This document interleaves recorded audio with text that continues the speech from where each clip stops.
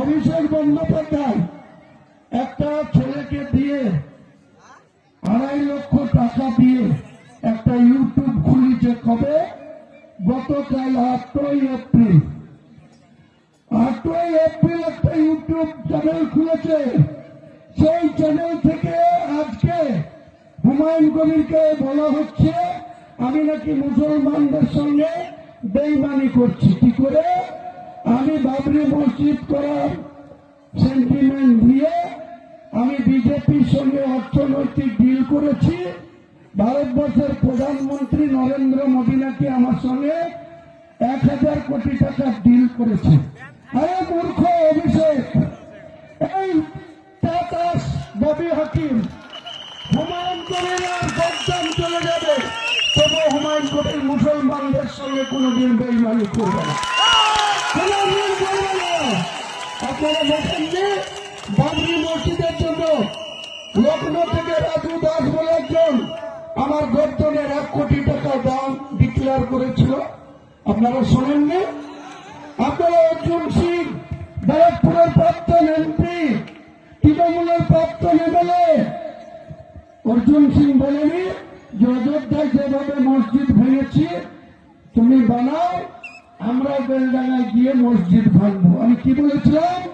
এই অর্জুন সিং, তোর বাপের ক্ষমতা থাকলে বাবরি মসজিদের 1 কিলোমিটার দূরে এসে দেখা, তোকে 10 ফুট গর্ত করে জেসিপি দিয়েছে, আমি তো ফুটে দেবো বলেছিলাম। কি বলি? সেই হুমায়ুন কবির মুসলমানদের সাথে কোনো কিছুর জন্য আপোষ করতে পারে? আপনাদের বিশ্বাস হয়? আমি আমার জীবন চলে যাবে, আমি মুসলমানদের অপমান আমার বেঁচে থাকতে আমি সহ্য করব না।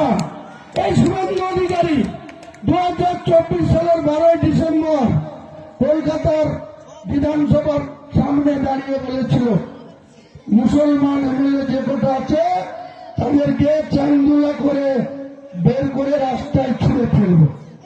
এই এখানকার এমএলএ সাইনা মমতা, রেজিনগরের এমএলএ রবিউল, বেলডাঙ্গার এমএলএ হাসনুজ্জামান, ওই সুতির এমএলএ ইমানি বিশ্বাস, যাকে টিকিট দেয়নি ফারেক্কার এমএলএ মনিরুল, আপনারা কেউ দেখেছিলেন যে প্রতিবাদ করেছিল? একটাই বাঘের বাচ্চা প্রতিবাদ করেছিল,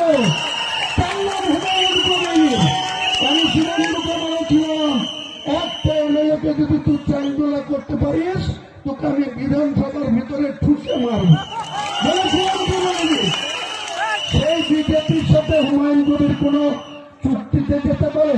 আপনাদের কারো বিশ্বাস হয়? আমি হুমায়ুন কবির মুসলমানের ঔরসে জন্মেছি, মুসলমানের মায়ের গর্ভে জন্মেছি, এখনো আমার মা জীবিত আছে। আমার সুগারের জন্য আমি রসগোল্লা খেতে পাই না, চিনি ছাড়া লাল চা খাই। আর আমার মা 99 বছর বয়স, এখনো 5 ওয়াক্ত নামাজ পড়ে ডেলি 6টা করে রসগোল্লা খায়। আর আমাকে বলছে আমি নাকি মুসলমানদের সাথে গদ্দারি করেছি, মুসলমানদের ইমোশনালকে নিয়ে কাজে লাগিয়ে আমি নাকি 1000 কোটি টাকার ডিল করেছি।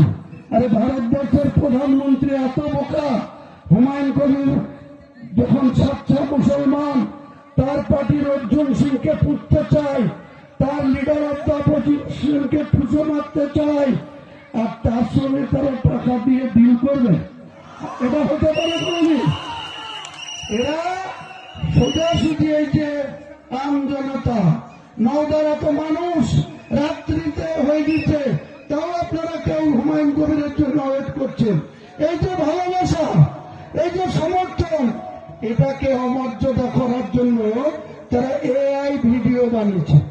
ভিডিওটা আমার ফ্ল্যাটের ছবি দেখা যাচ্ছে, আমি ফ্ল্যাটে বসে কারোর সাথে কথা বলছি, সেইটা ভিডিও করে আমার কথাগুলো অন্যরকম করে এআই করে বসিয়ে দিয়ে 19 ডিসেম্বর 2025 ডেট, আর কালকে 8ই এপ্রিল একটা নতুন করে ইউটিউবারকে খুলিয়ে সেইটা ফার্স্টে আমার এই ভিডিওটা প্রকাশ করছে যে আমি নাকি বিজেপির প্রধানমন্ত্রীর সঙ্গে, স্বরাষ্ট্রমন্ত্রীর সঙ্গে, আসামের মুখ্যমন্ত্রী হেমন্ত বিশ্ব শর্মার সঙ্গে আর মধ্যপ্রদেশের মুখ্যমন্ত্রী মোহন যাদবের সঙ্গে নাকি আমি টাকা নিয়ে আমি মুসলমানদের সঙ্গে গদ্দারি করছি। আমি না খেয়ে মরে যাব, শহীদ হয়ে যাব, তবুও কোনো মুসলমানের সঙ্গে হুমায়ুন কবির গদ্দার হয়ে কবরে যাবে না। এই কোষ বডি হাকিম, এই অভিষেক বন্দ্যোপাধ্যায়, তোর বাপের ঠিক আছে, তোর মায়ের ঠিক আছে, তুই কোথায় জন্মেছিস তোরা ঠিক আছে? তোরা দিল্লি থেকে 5-6 জন মুসলমানকে, দাড়িওয়ালা আর টুপিওয়ালা মুসলমানকে নিয়ে এসে বেলডাঙ্গায় বহরমপুরে রেখে আমার বিরুদ্ধে গত 3 দিন আগে একটা কেস করেছে। আমি নাকি মুসলমানদের সেন্টিমেন্ট নিয়ে খেলছি, এখানে যে কোনো টাইমে নাকি আমার বক্তব্যের পরিপ্রেক্ষিতে দাঙ্গা হতে পারে, তাই আমার বিরুদ্ধে অনলাইনে এফআইআর করছে। কোথা থেকে? দিল্লি থেকে। আর রেজিনগরের ওসি সেটাকে আবার অ্যাকসেপ্ট করে আমার বিরুদ্ধে এফআইআর করে দিচ্ছে। কাজ করো, আমি কোন